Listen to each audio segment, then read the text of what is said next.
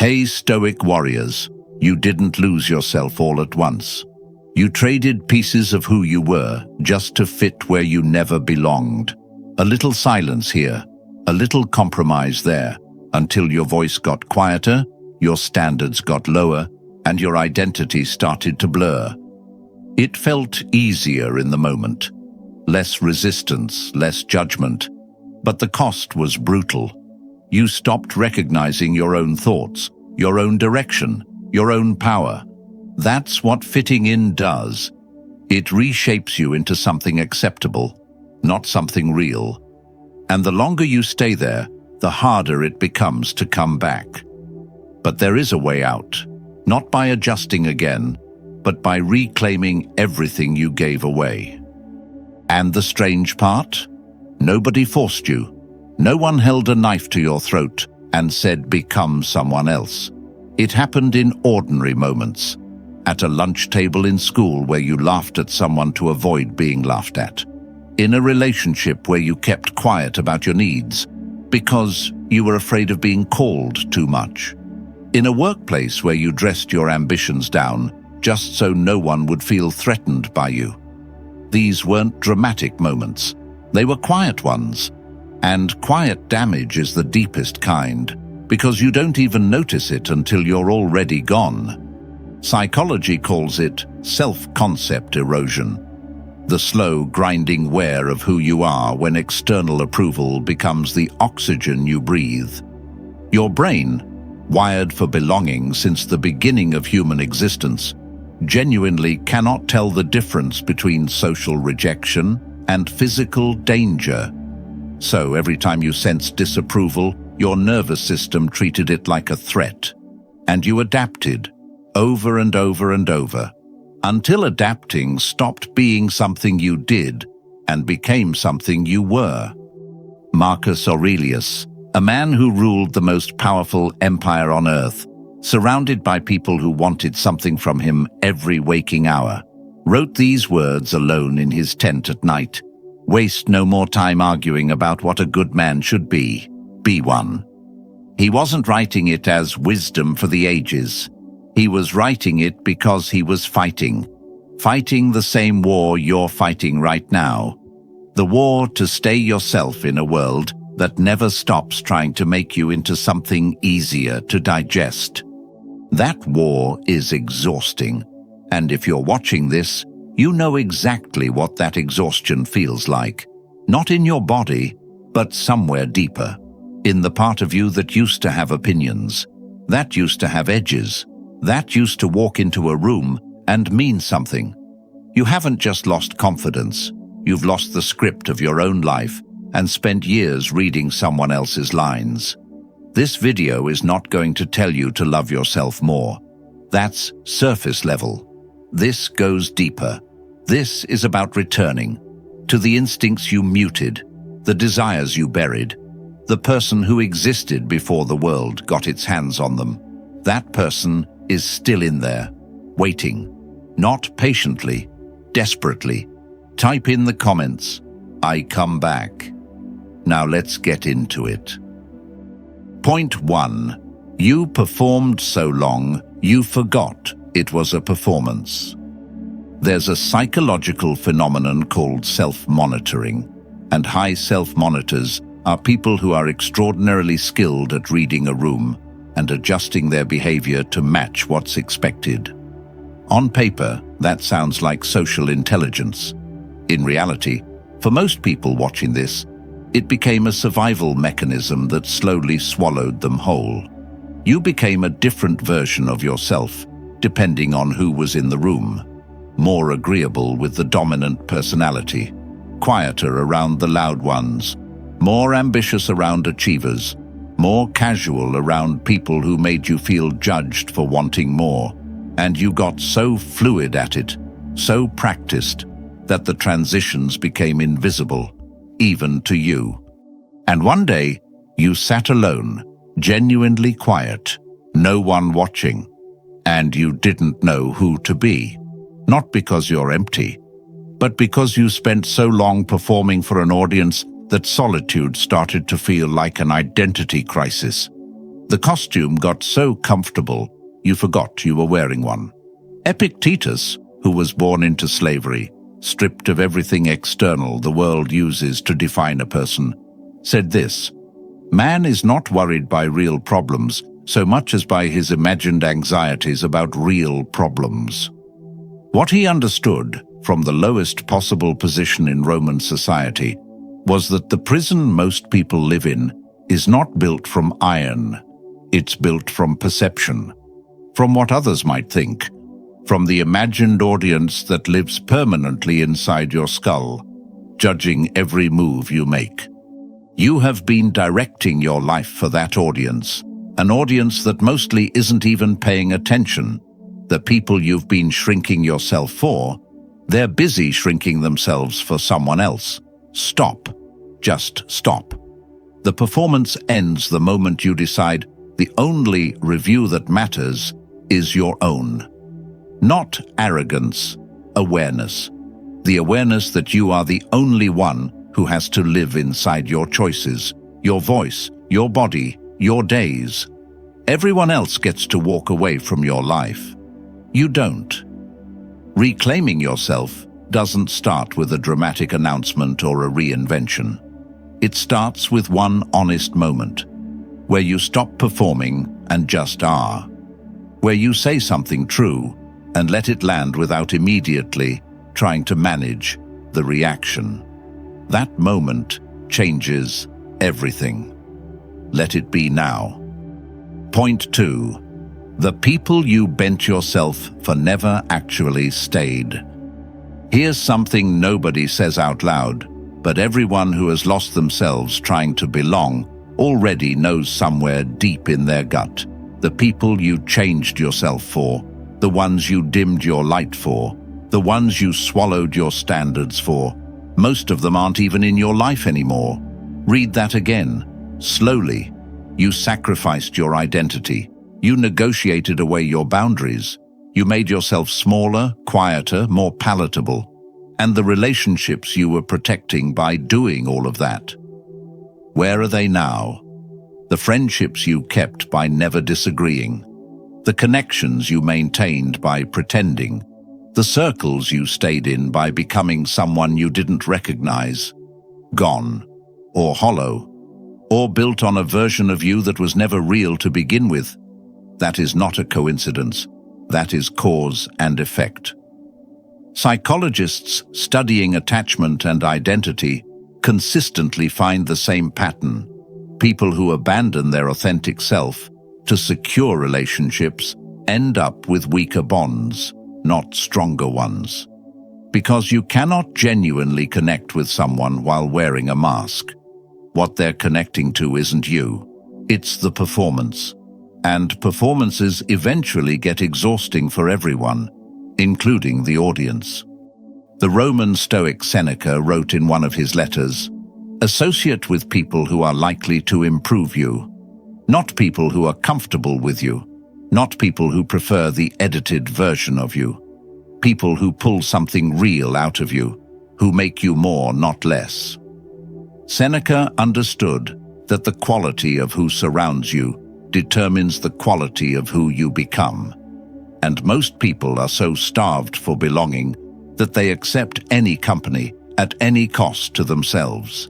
You were not born to be liked by everyone. That was never the goal, even if it felt like survival. You were born to be deeply, genuinely, completely understood by a few. And those few, the right ones, they don't need you to shrink. They don't need you edited. They've been waiting for the unfiltered version this entire time. Every person you lost by becoming more yourself was a person who only wanted the costume. Let them go. Not with bitterness, with clarity. The relationships worth having are the ones that survive your honesty. Everything else was always temporary. Stop mourning the connections that required you to disappear. You didn't lose people. You lost anchors. Point 3. Your instincts tried to warn you, and you called it overthinking. There was a moment, and if you sit still long enough you'll remember it clearly, where something inside you said, "This isn't right." Maybe it was a relationship you stayed in too long, a job you accepted when your whole body felt wrong about it, a friendship that always left you drained but you kept showing up to anyway, a version of your life you were building for other people's approval, while something deep inside quietly screamed that none of this is you. You felt it. You absolutely felt it. And then you did what most people do. You rationalized it away. You called it anxiety. You called it fear of change. You called it being dramatic or ungrateful or unrealistic. You buried the signal under logic and kept moving in the wrong direction because stopping felt more terrifying than continuing. Neuroscience now confirms what ancient Stoics understood intuitively. The body keeps a record of misalignment. When you live in sustained contradiction to your values, your nervous system registers it as chronic stress. Not because something external is wrong, but because you are wrong. Wrong for the life you're living. The gut feeling people dismiss as irrationality is often the most sophisticated intelligence they possess. It's pattern recognition running faster than conscious thought. Marcus Aurelius wrote, "Confine yourself to the present." And that sounds simple until you understand what he meant. Stop constructing elaborate justifications for staying in places that are slowly hollowing you out. Stop projecting a future that requires you to keep betraying yourself today. Right now, what does your gut say? Not your fear, not your habit, your gut. Your instincts were never the problem. The problem was that you were trained by family, by school, by every system designed to produce compliance, to distrust yourself, to defer to external authority, to ask permission from people who never lived your life for a single second. Your instincts kept sending the signal. You kept turning down the volume. That ends now, not tomorrow, not when things settle down, not when you feel more ready. The readiness you're waiting for doesn't come before the decision. It comes because of it. Every time you overrode your instincts to keep the peace, you made yourself a little less trustworthy to yourself. Rebuild that trust. One listen to instinct at a time. Your gut was never overthinking. It was speaking. It's time to finally listen. Point 4. You kept waiting for permission to be yourself. At some point, without even realizing it, you started waiting for someone to tell you that your dreams were realistic enough, waiting for the right moment when people would finally understand you, waiting for approval before you moved, before you spoke, before you became. You built a whole life in the waiting room of other people's opinions and called it being patient. But it was never patience. It was permission-seeking. And permission-seeking is one of the most quietly destructive patterns a human being can fall into, because it feels humble, it feels considerate, it feels like you're being careful. But underneath it is a belief so damaging, it deserves to be dragged into the light. The belief that you are not enough authority over your own life. Think about how deeply that runs in you. You have opinions you don't share until someone else says them first. You have desires you don't pursue until someone validates them as realistic.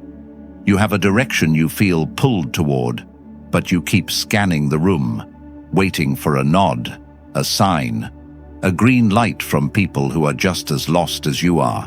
They're just louder about their confusion. The Stoics had a concept called hegemonikon, the ruling faculty, the part of you that is sovereign, that makes judgments, that decides.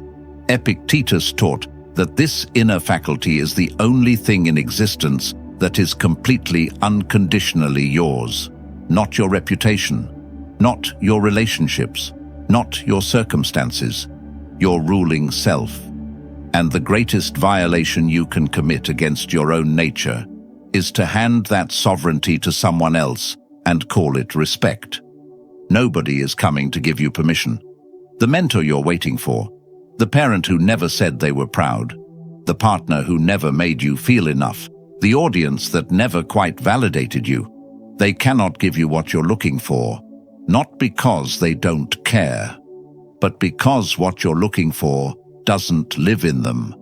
It never did. It lives in the moment you stop asking and start moving, in the moment you post the work without waiting for confidence. Launch the idea before it's perfect. Say the true thing before you've rehearsed how it lands. You were never waiting for the right time. You were waiting for yourself, and you're already here. Stop asking. Start becoming. Point 5.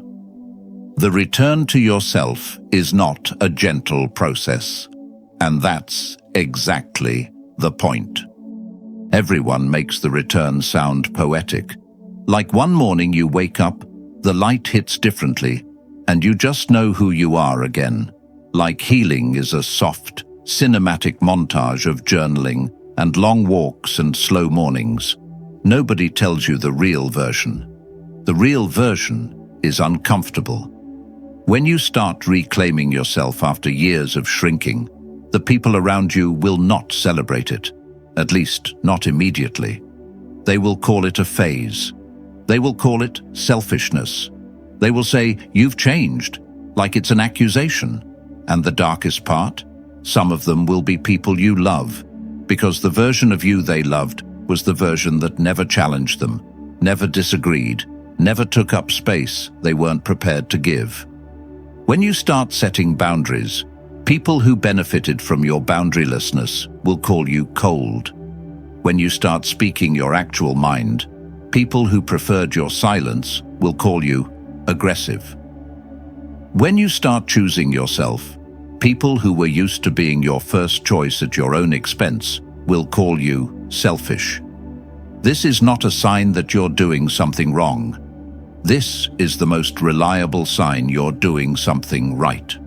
Zeno of Citium, the founder of Stoicism itself, built an entire philosophy on one foundational idea: that the good life is not found in comfort or approval or external circumstance.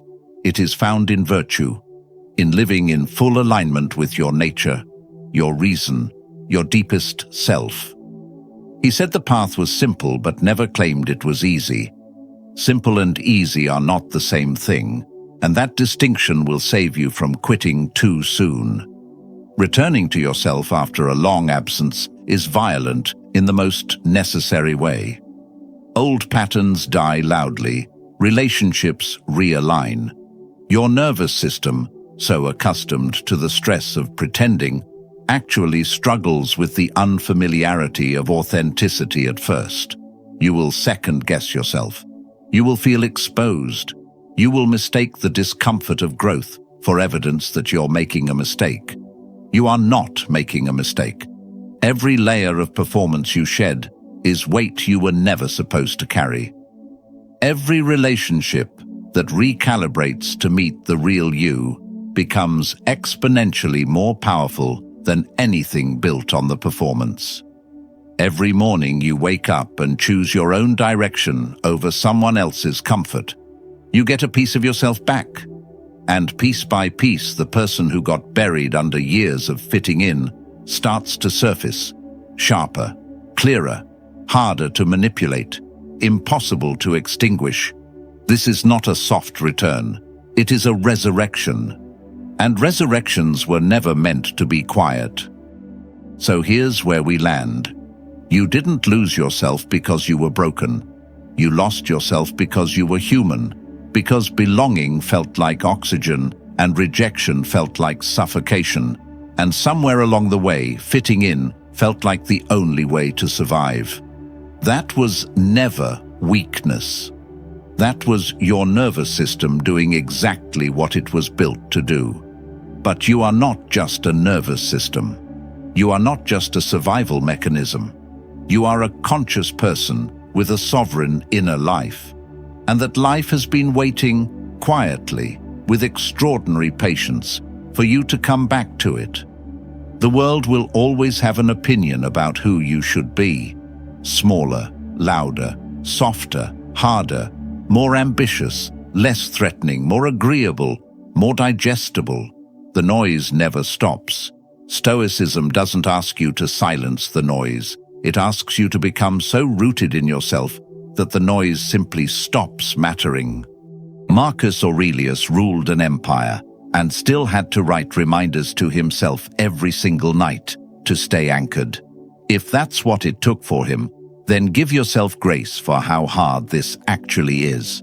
And then do it anyway. You are not starting over. You are starting from truth, which is infinitely more powerful than starting from zero.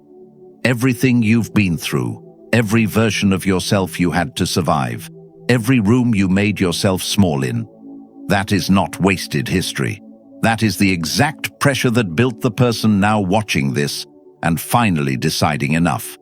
Fitting in was never your destiny. It was just a detour.